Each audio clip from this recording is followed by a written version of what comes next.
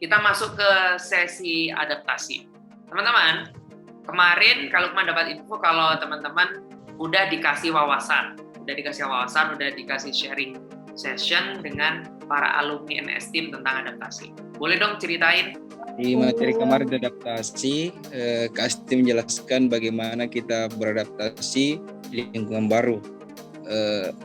Kalau secara pengertian adaptasi adalah bagaimana kita menyesuaikan suasana baru terhadap diri kita.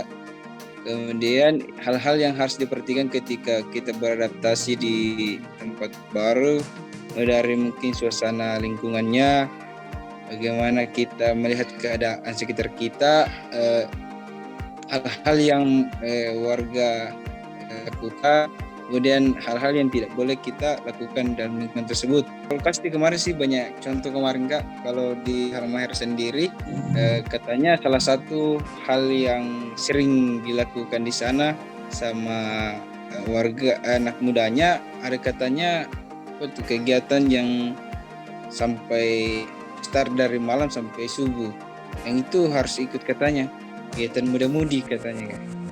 Itu sih Kak yang saya ingat. Terima kasih. Oke, itu berarti masuk yang diceritain Newa tadi masuk ke salah satu adat kali ya. Adat yang ada di sana.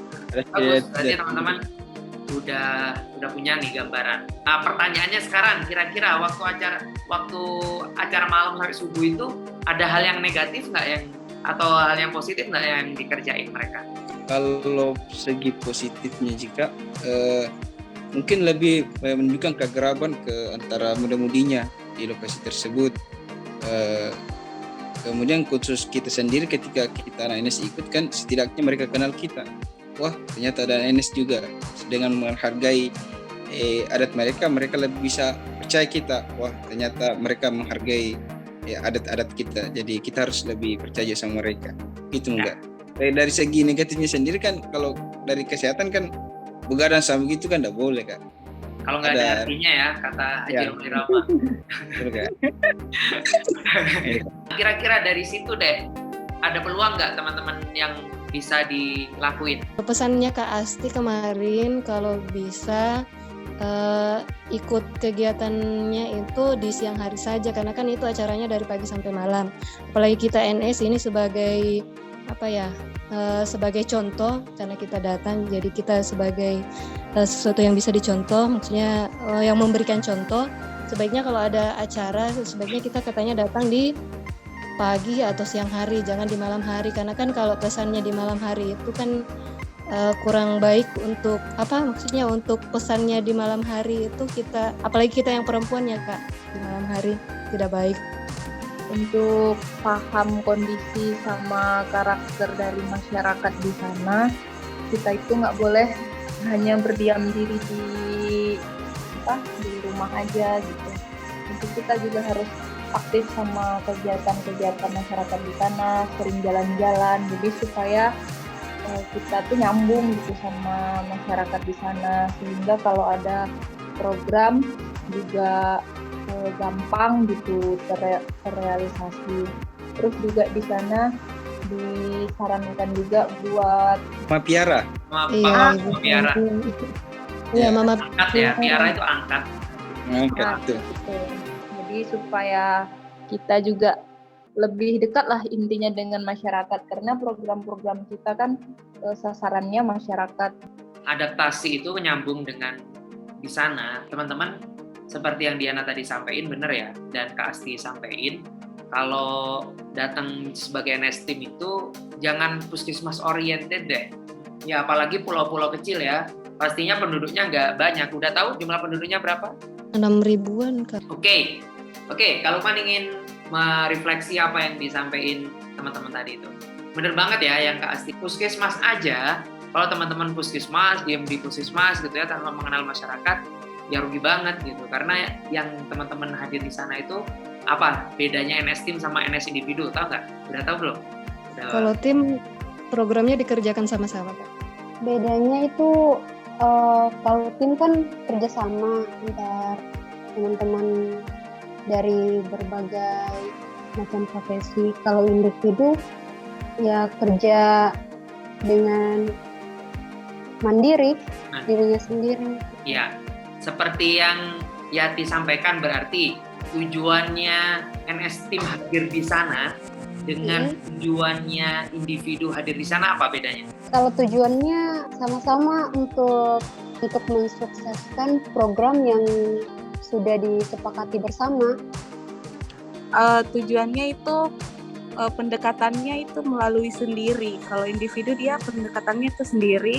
Kalau mungkin yang tim dia pendekatan kelompok. Jadi kalau NS individu, tujuannya diadakan NS individu itu untuk pemenuhan tenaga kesehatan.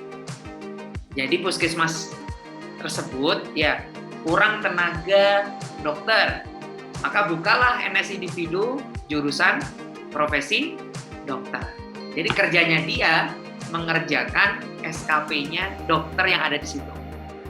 Ngerjain, ngelayani pasien, buka praktek dari pagi sampai siang, nulis resep, dan lain sebagainya. Itu tujuan individu. Tapi kalau NS Team, teman-teman, meskipun di situ ada profesi yang sama, nggak masalah. Atau dengan kata lain, kalian hadir di sana itu, teman-teman, untuk penguatan program kesehatan. Kalman kasih gambaran. Dulu Kak, Kalman batch 2 tahun pertama, ya. Dan di situ pasti puskesmasnya belum pernah ada NS Team. Maka ketika kita hadir, teman-teman, di situ banyak tenaga sukarela. Di situ banyak tenaga yang digajinya belum layak. Lantas tiba-tiba kita hadir dengan gaji yang cukup, bahkan lebih di mata mereka. Maka muncullah konflik pada waktu itu.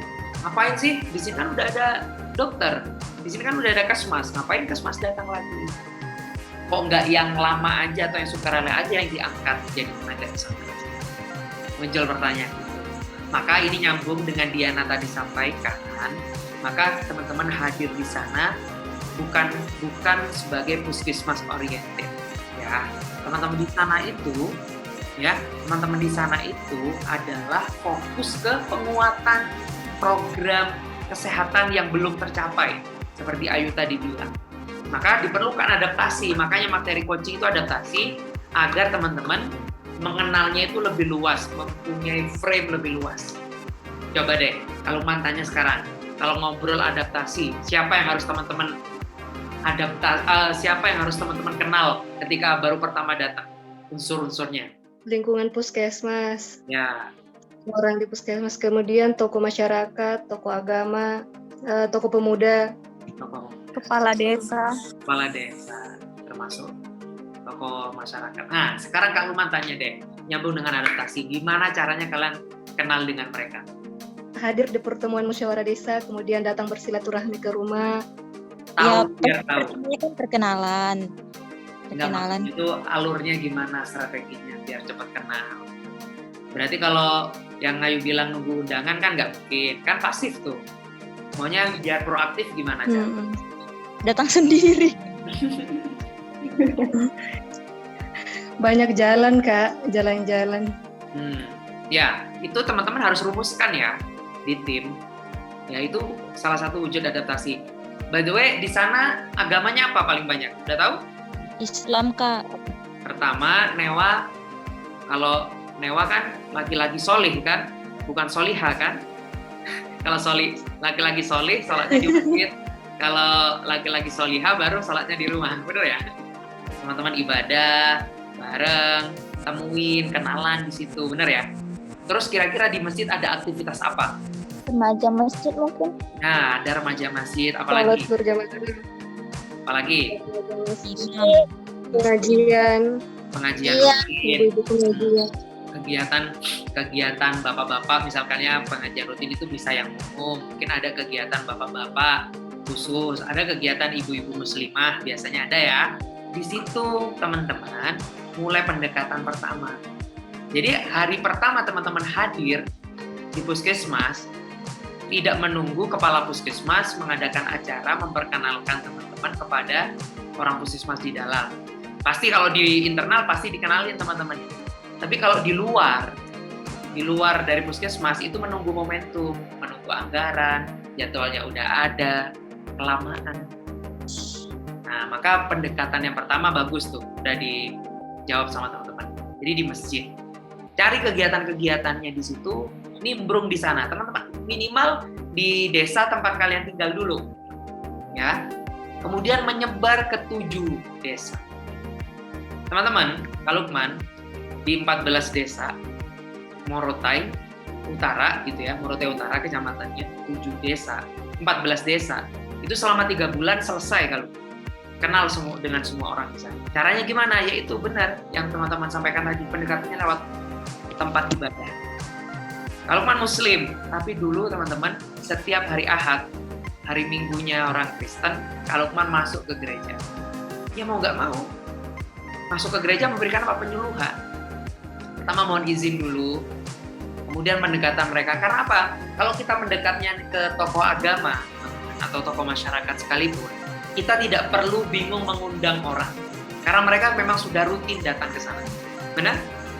Nah, itu adalah peluang dan potensi yang bisa kita berikan ketika kita ingin mendekat dengan mereka secara massal, ya, secara massal.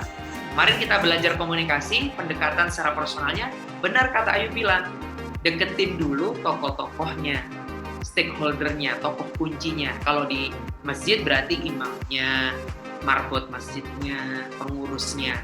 Kalau di masyarakat, kalau di desa berarti siapa? Kepala desa. Kepala desanya. Kepala desa punya istri kan? Biasanya. Ya, punya istri. Istrinya biasanya jadi apa? Kalau suaminya kepala desa, Ibu PKK. Ibu ketua PKK. Dan Ibu ketua PKK itu punya pokja, salah satunya tentang kesehatan yang membawai apa? Posyandu. Posyandu, benar Risa.